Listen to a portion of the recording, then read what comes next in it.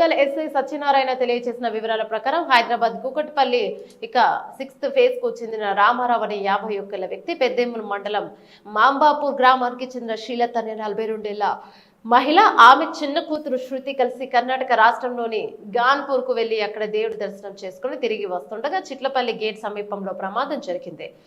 TS 08UH 8215 number గల Bolero వాహనంను ఢీకొట్టడంతో ముగ్గురు ముందు సీట్లో కూర్చున్న శ్రీలత అక్కడికక్కడే మృతి చెందింది.